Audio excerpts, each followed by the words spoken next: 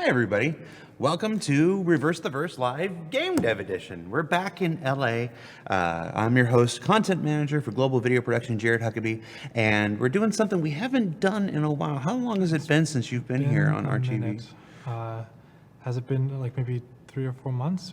Longer than that, maybe. No, since we've done it, since we've had you here and we've prototyped gameplay. Oh, that was like a year ago. That was over a year ago. That was when the show was a happy hour game dev. We have Calix Reneau, systems designer here in our Los Angeles studio, and every once in a while, when he can spare a little bit of time from his busy schedule, we like to come in here and do a different type of RTV, where we kind of explore the process of game development.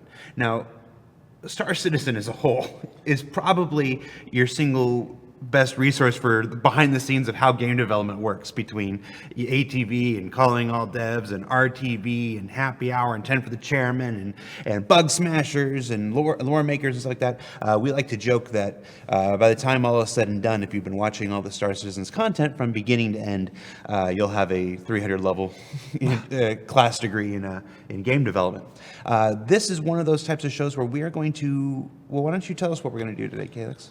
Well, I'm going to be prototyping out some gameplay. I'll be doing some stuff that isn't really set down in terms of what we're looking for.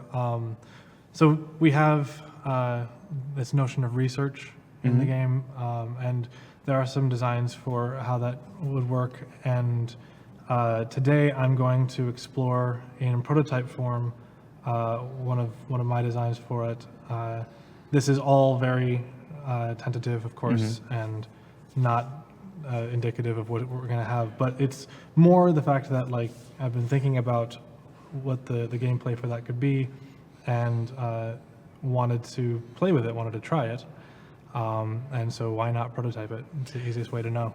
Now, the backers who follow the project are familiar with concept art for ships, and you come up with a concept, and then when it comes time to actually build it out, sometimes the ship can change pretty drastically between concept and reality.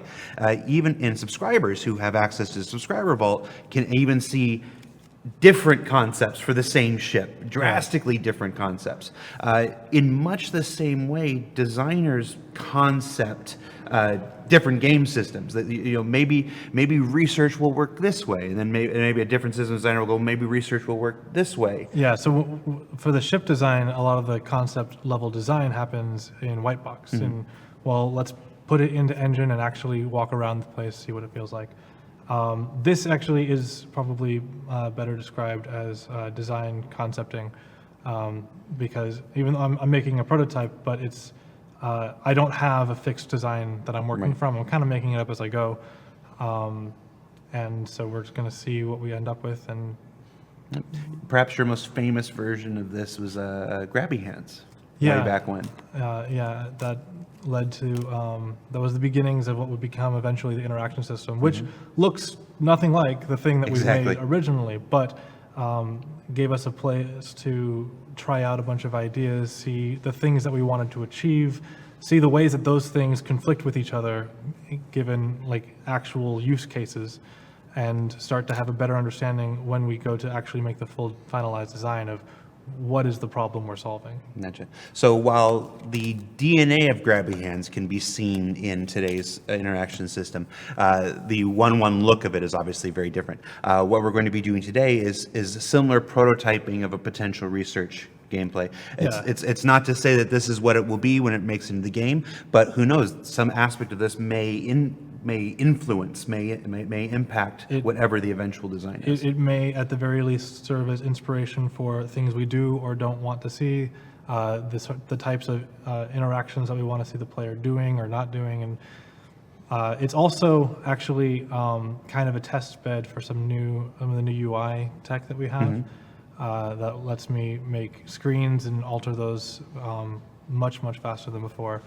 So we'll do that. Before we get started, any updates on Javelin basketball? Was that the last one we had you on for? Yeah, it's been a while. Well, I'm gonna ask the community. We've had Calix on for a couple of these. Was Javelin Basketball the last one?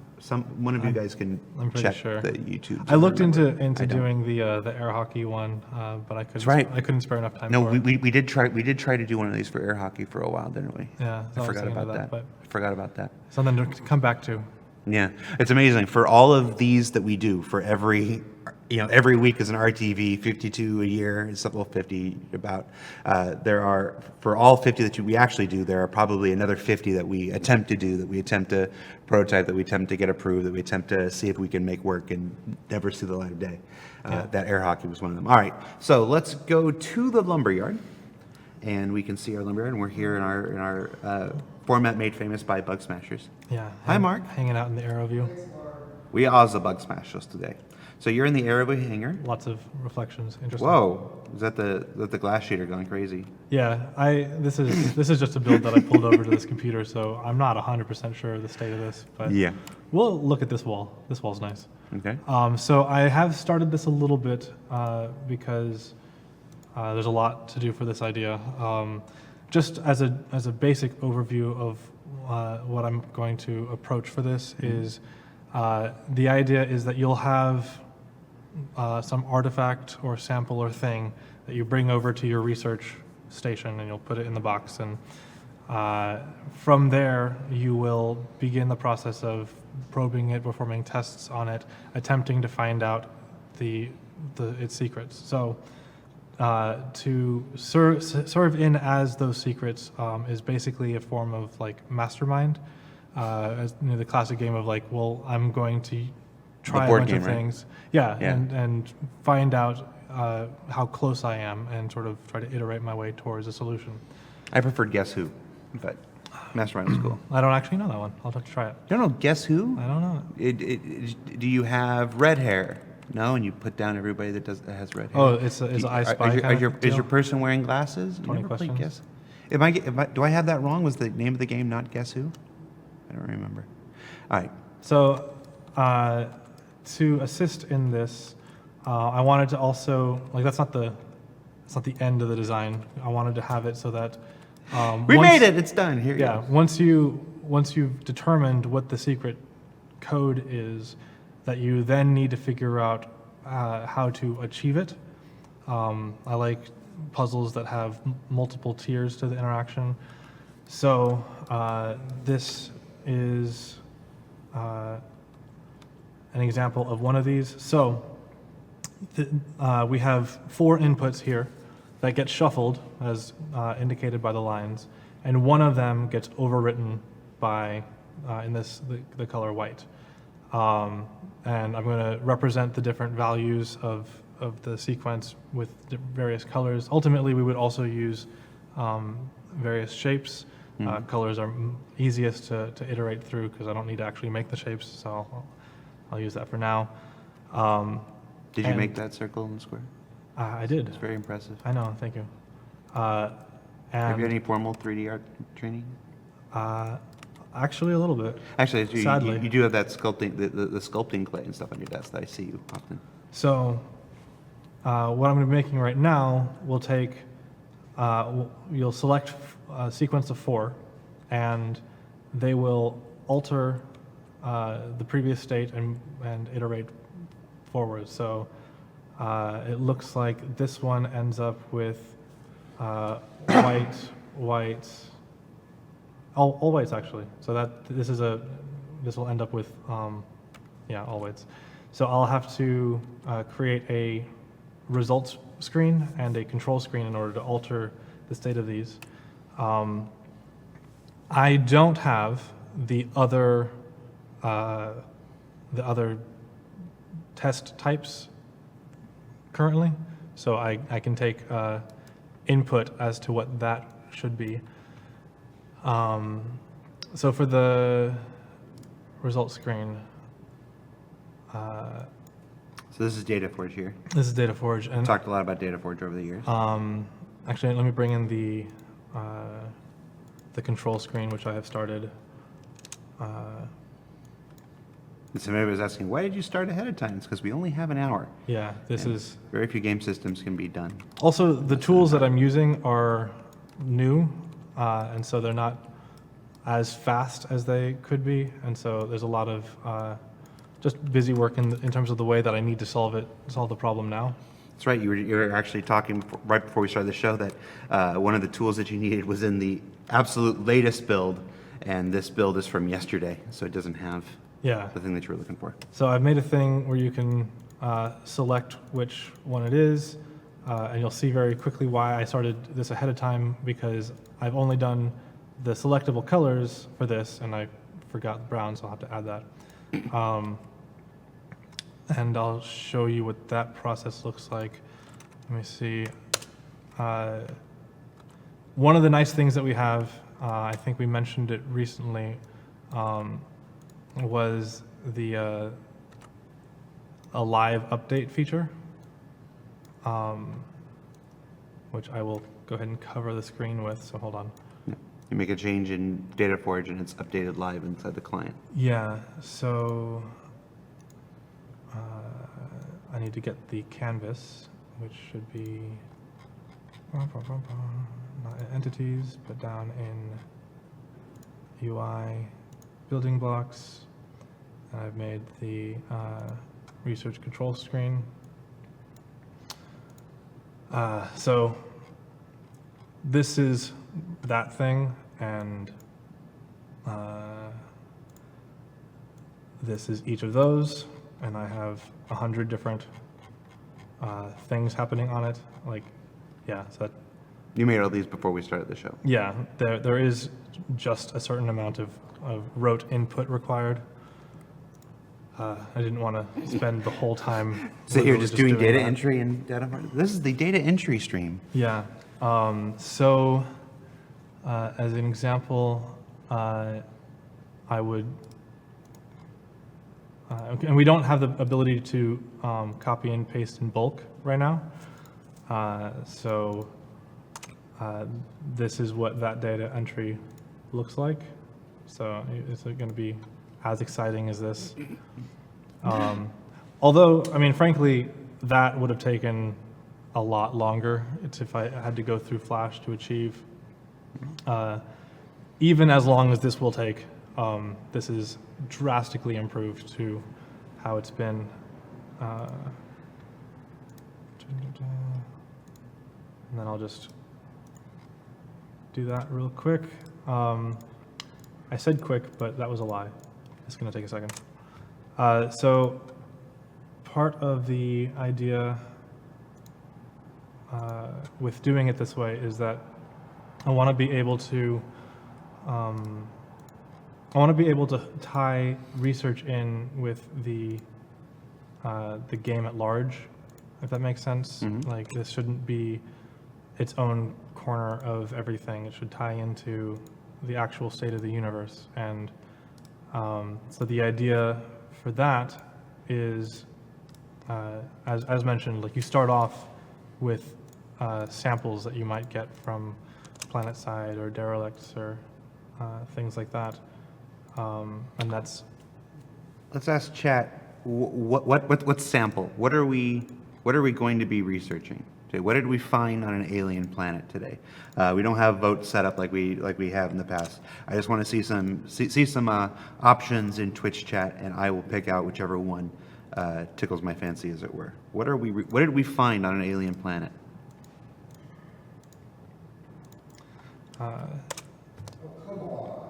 What? So that's what? The hold on. What are people saying? They're saying. Do I want to know? Well, it's not number one. It might be number two. Just put it that way. Yeah, so. Yeah. Okay. Yeah. We're examining some alien poo. Thank you, Twitch chat. Perfect. You came through, and just as we knew you would. Before I go on with that, before I fill out those two, it's not super useful until I can actually change them. To all the brown. Yeah. So The way that I will do that will be to use the interaction state machine. So I love the interaction state machine.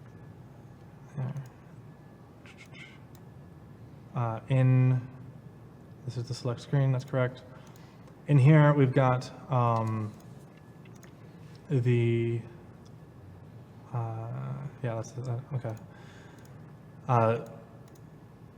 No, this seems wrong. There, control screen. Why did I name it select screen if that's not what that does? Oh, I know what that is. I'm glad one of us does. Yeah, so in addition to the idea of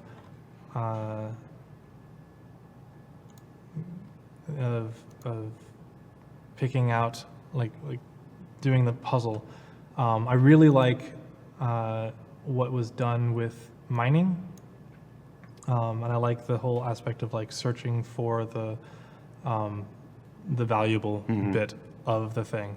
And so one idea that I'll prototype if we have time is to start off with an array of maybe 10, 15 cells, which could be damaged and inaccessible if the sample is compromised. And those would be the thing that you're studying. So you select one of those, and that will create the puzzle that you can then solve to get the payout. And to have a sort of sliding scale of the value of it, so there will be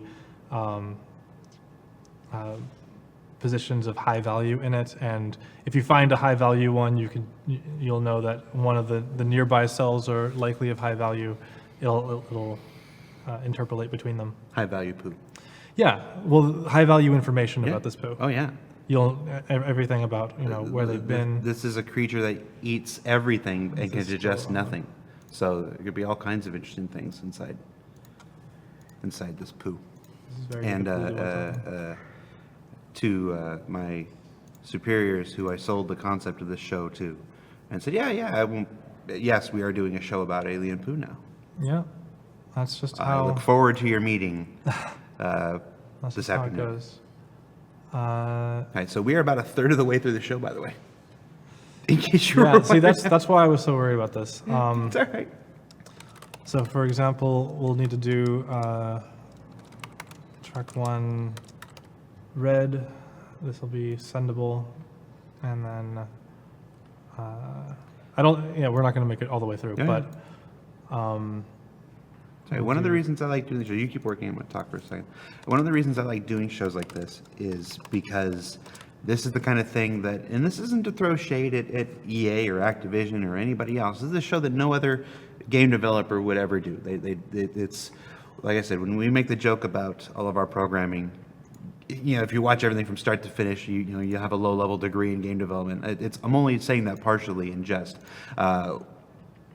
One of my jobs here is to expose every aspect of game development, and designers are one of the. It's that thing. Everybody wants to be a game designer. Everybody says, "I want to make games. I want to design games," but very few people have any idea what's actually involved in that. So when we get a chance to do a show like this, even though some aspects of it are perhaps a little more tedious than others, with the data entry and stuff, those are one of the things I want to expose. I enjoy exposing. So what I'm doing now, the way that the interaction state machine works is when you perform an interaction, you will enter a new state, which will determine which interactions you can actually trigger. Did that twice.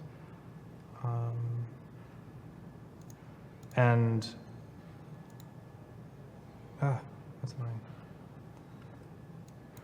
So I'm setting up these interactions as being valid when we're in test track 1. I think I need to do one for each, actually, because that will still trigger the same in the other ones. We'll just treat this as Is that something you can show us? 1. Yeah, I'll have to do that. So to start with, both of these have interaction links. which exist in here, interaction links. And I'm going to select that.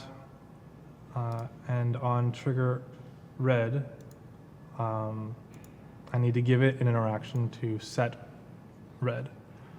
So that is this, and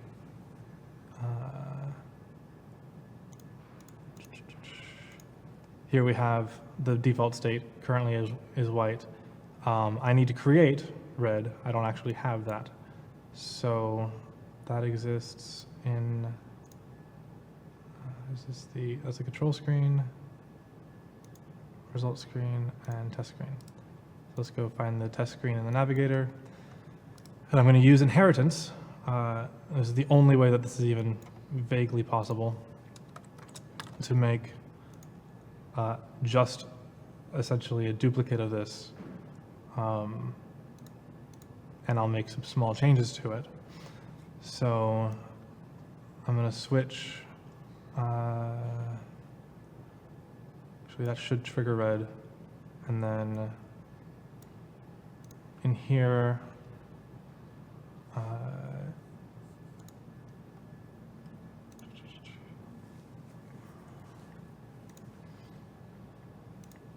oops. In white, I'll add an interaction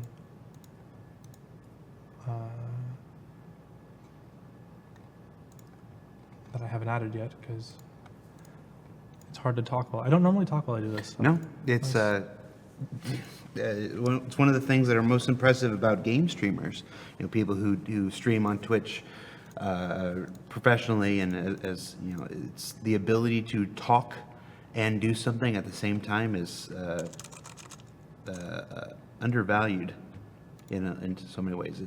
It's the toughest RTVs for me to do are the ones where we have to play the game and talk. That's why I always bring in like Will Weisbaum or somebody else to play the game, because I actually can't play and talk at the same time. Well, I'm sitting here quietly trying not to distract you.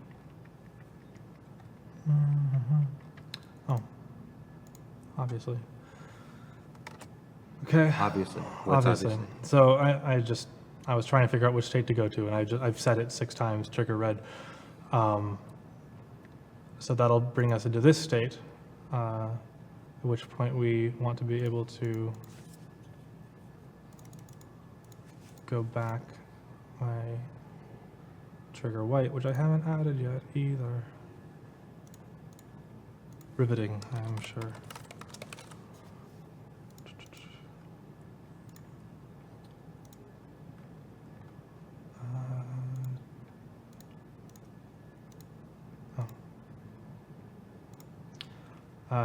One of the things about working with in development tech is, like, I don't have this name yet, and I'll get it when it reloads, but so you have to do a little bit of working in the dark sometimes. Okay, so this should now be able to trigger red, and we'll see. Actually, I think I need to reload that, which I'll do by deleting it and bringing it back into the game. Let's see the state machine. So currently it's in white. It's still in white, so that didn't work. Let's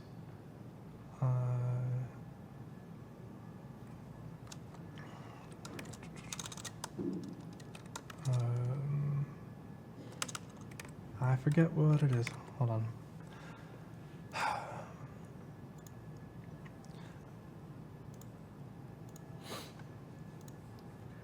Okay, so to figure that out, I'm going to go to test screen red, which, no, it should be in control screen. And on my button for red, getting trigger red, I know what I didn't do. Me too, I just don't want to spoil it. I never changed this target input to, why does it only have trigger white?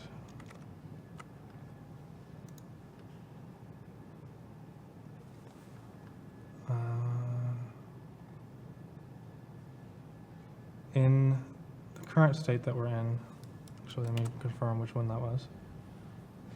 Currently in current state white.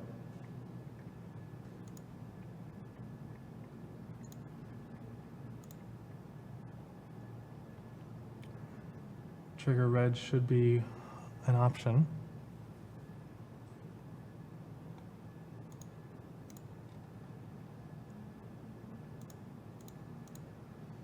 Oh, that's why. I didn't make it so that it was actually capable of doing the thing I was asking it to do. That sounds like And then every other day at work for me. having said that, I didn't actually set it up to do the thing. Okay. Inching closer. Hmm? And no trigger. Okay. I'm gonna make a light. I actually use lights a lot to, weirdly they're easier to get to here. I use lights a lot to just trigger interaction states because they're very easy to see. If I'm capable of looking it up. Okay. Well, when in doubt, do it in flow graph. I'll create a new flow graph and I'll bring it over. Because we also have interaction. That's the wrong one. That's the one to activate it.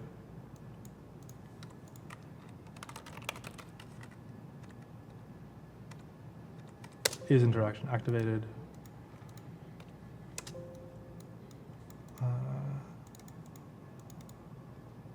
And trigger red. And if so, we'll we'll toggle the light on and off.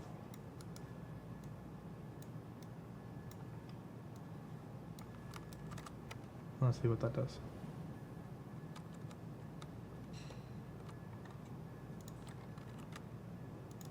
Not triggering. So let's see in, oh, I'm now dragging the thing around.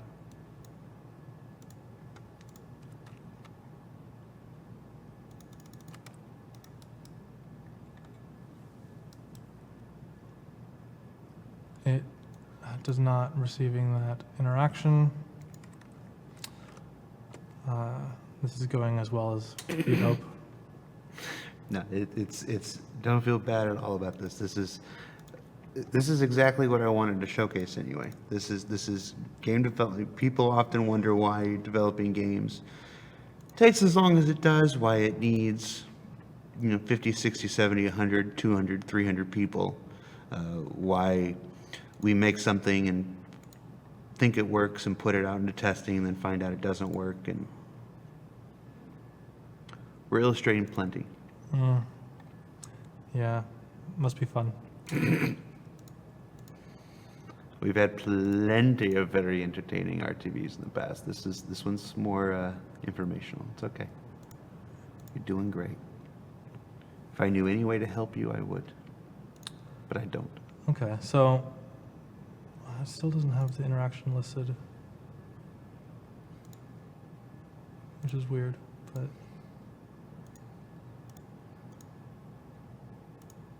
there, that fixes it.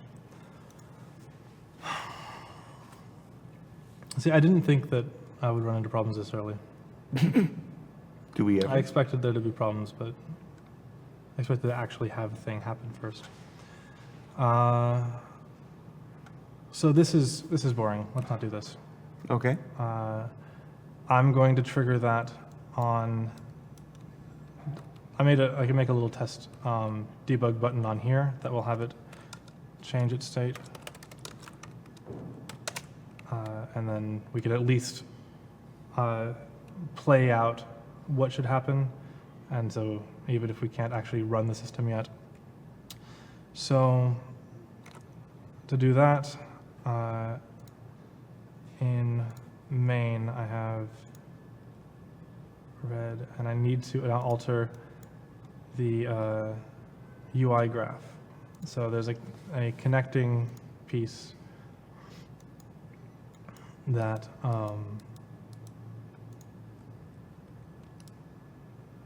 actually associates the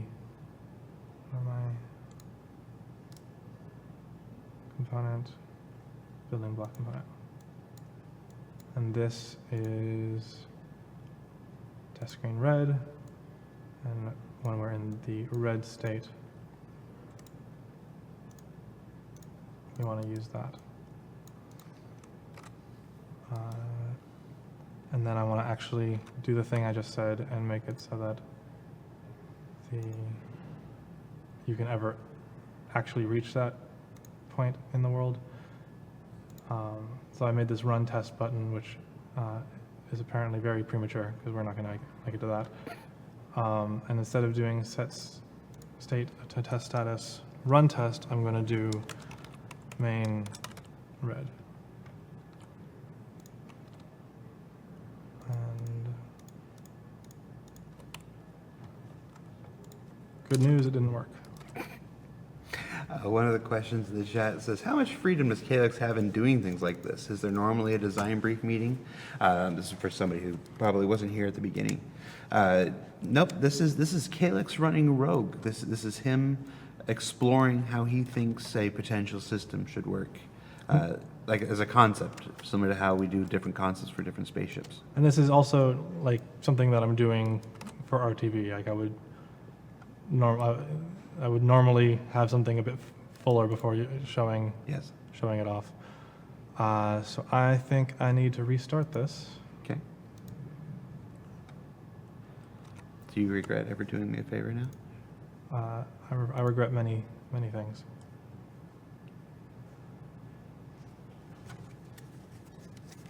Do you have regrets? Not generally. Is that nice? Sorry. So what are we doing right now? We're exporting the binary, which should make the new graph change that I made actually happen. And running the game again, it decided that it wanted to put the loading stuff on the other screen, so I'm going to move things around, be entertaining.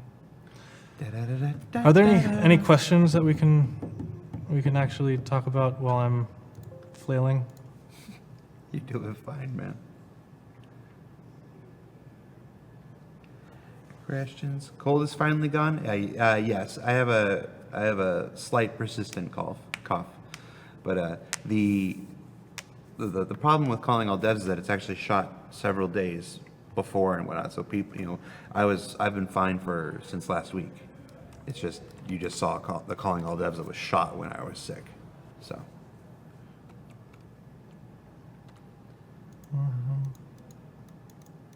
Nice, nothing. Although, now that I think about it, that might not be wrong, because I made the new red, but I didn't actually change anything about it. So before I had asked what we should change about it, obviously the first thing to do is instead of setting white, we set red. Hey, look, it's red now. And the shuffle should probably be different. And which, maybe we'll do it out for track 3 out. And then, let's see.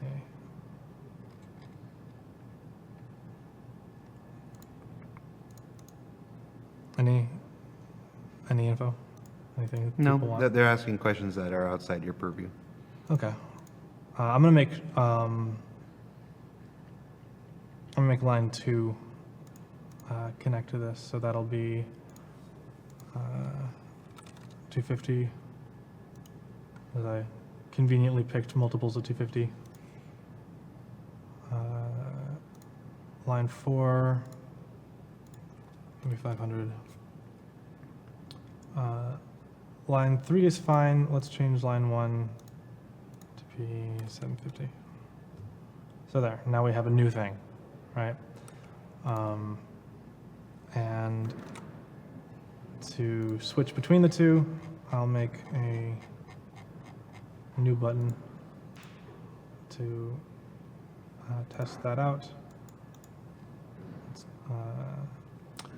Folks in chat asked, do you come up with systems like this often?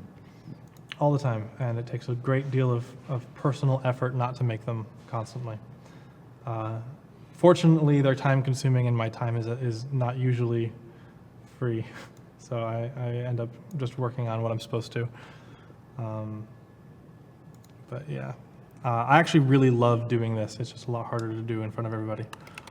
Oh, it's only So, it's only about 1,100 people yeah, that's it.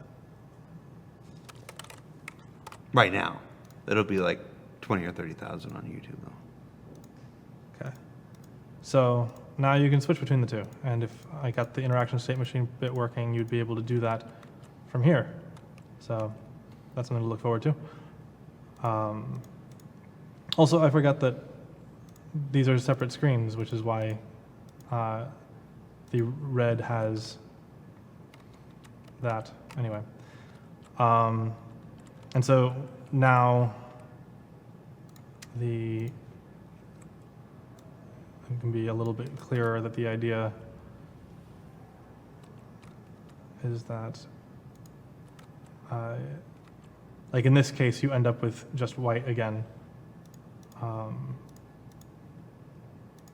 Whereas here you end up with black, black, red, white. And so that is sort of an example of how like the making the order of operations matter. I think it could be an interesting way of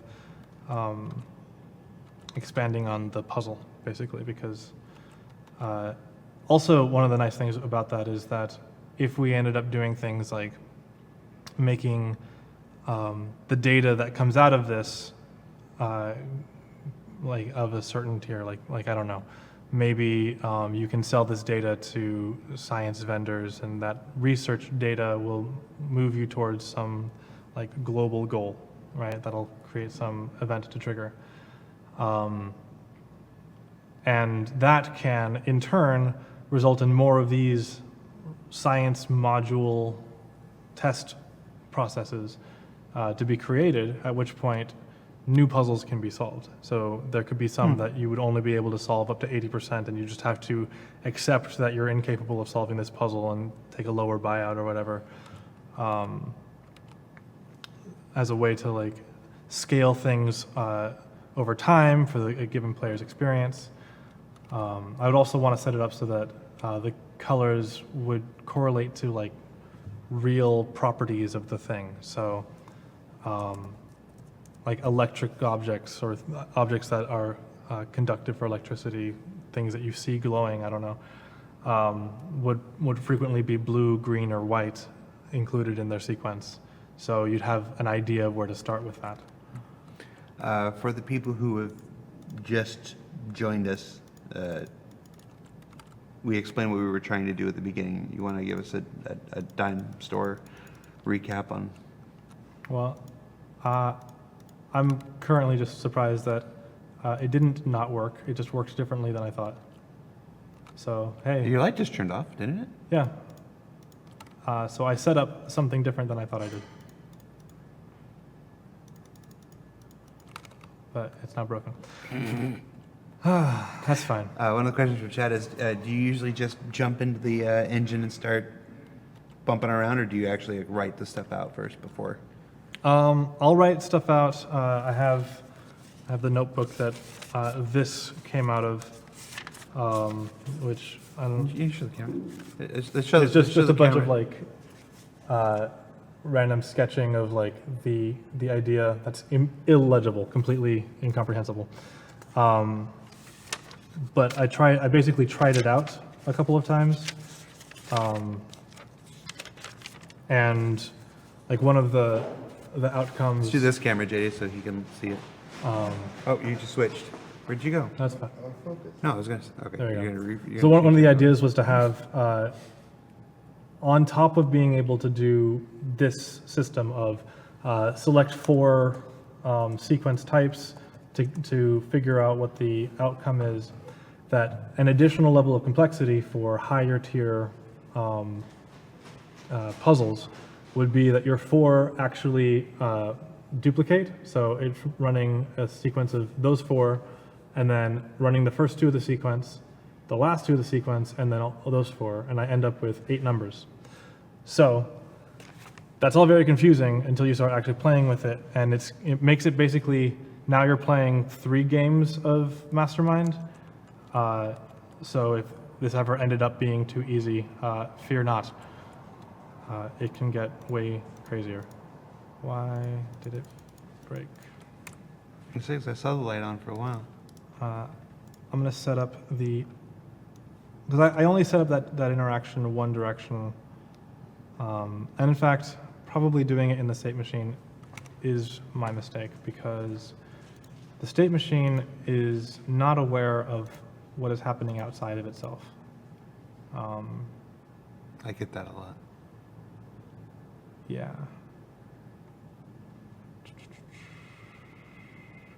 Oh, that's correct, actually.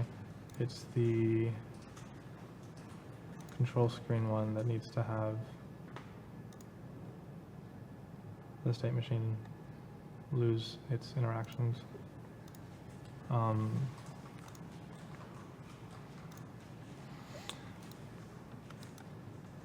Did you enjoy working in video games before today? I love working in video games.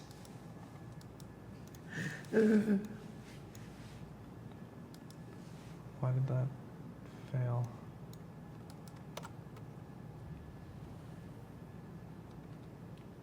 So lights on. Was there something I did here?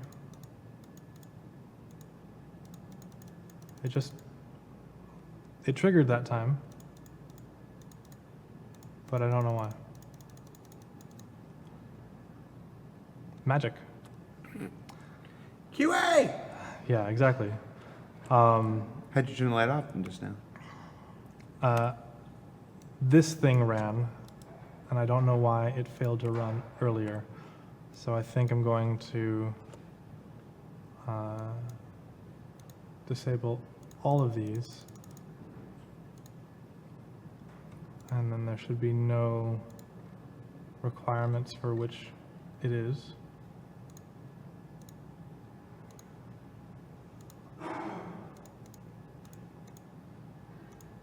And then this one also doesn't need any interactions.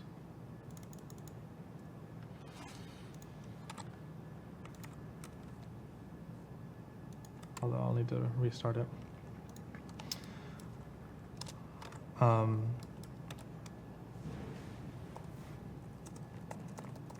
To me, though, being able to do things like this is important to be able to... It's triggering again. Now it works. Interesting. I lost my train of thought by being surprised that my thing worked. Yeah.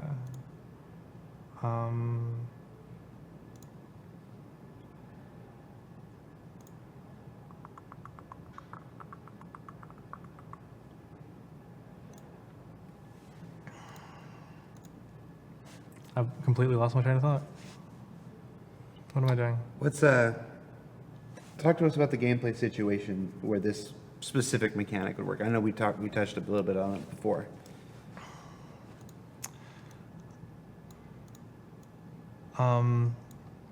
So the idea is generally that I don't like when niche gameplay is constrained to being niche gameplay, if that makes any sense. I don't like it when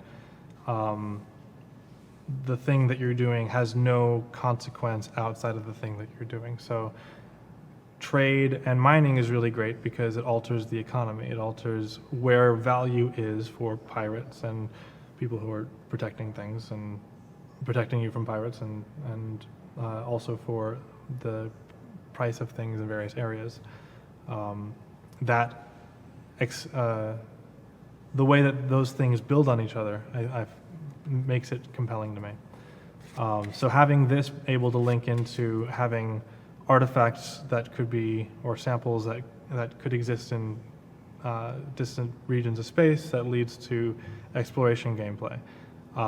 The fact that those things could decay based on if they take damage, or maybe they are on a time limit. Maybe they need to be cold or something, and they just decay naturally. JJ, let's go ahead and switch back to the main camera. Okay. Sorry, we're actually out of time Yeah. at this point. JJ? So that's how hard it is to just make stuff randomly. Guessing JJ's not there. Let this be a lesson to you. Well, JJ!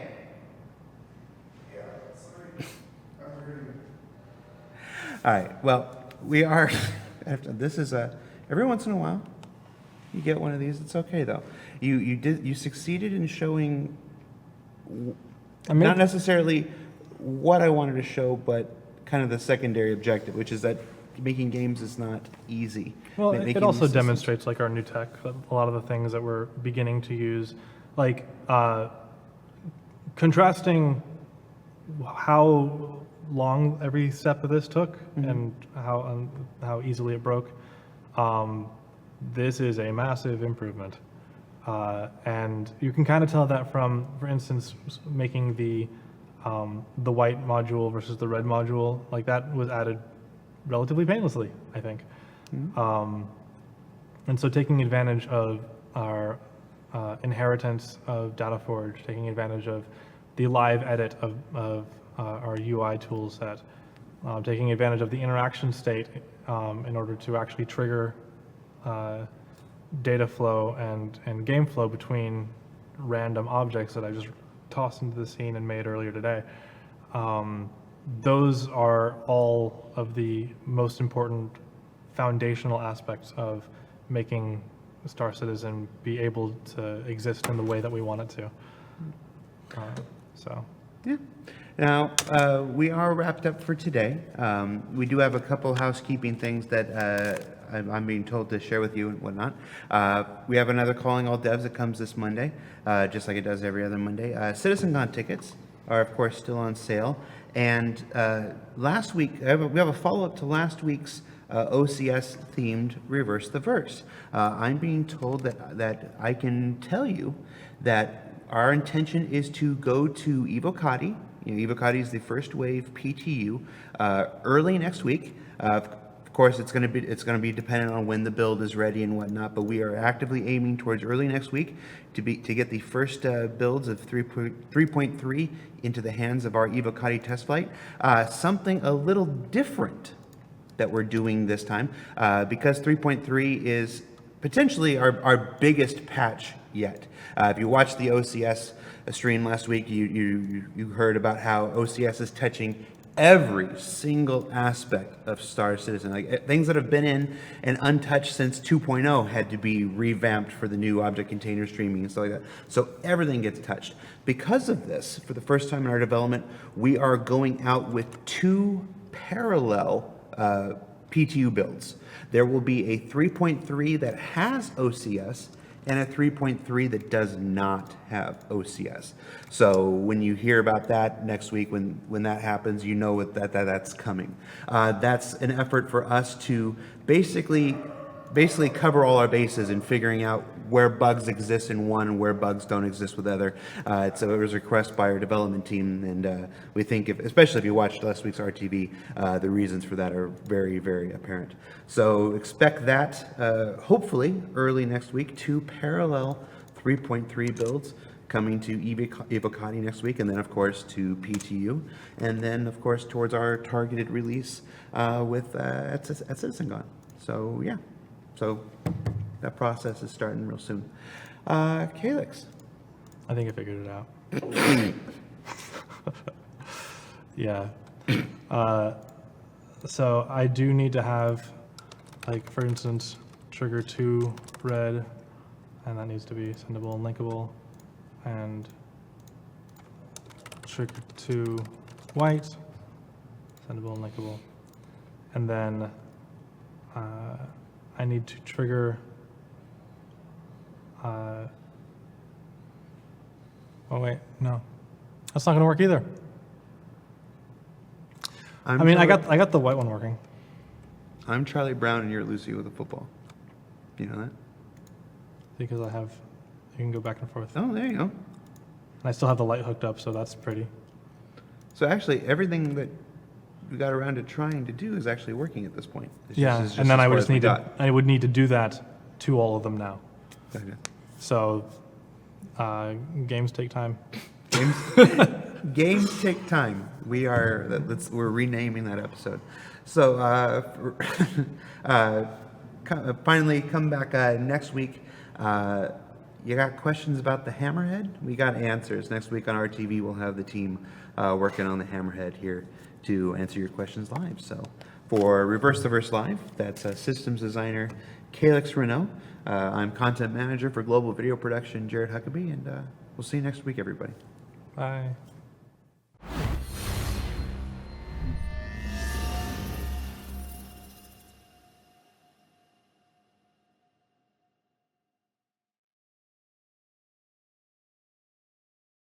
Thanks for watching. For the latest and greatest in Star Citizen and Squadron 42, you can subscribe to our channel, or you can check out some of the other shows, and you can also head to our website at www.robertsspaceindustries.com. Thank you very much for watching.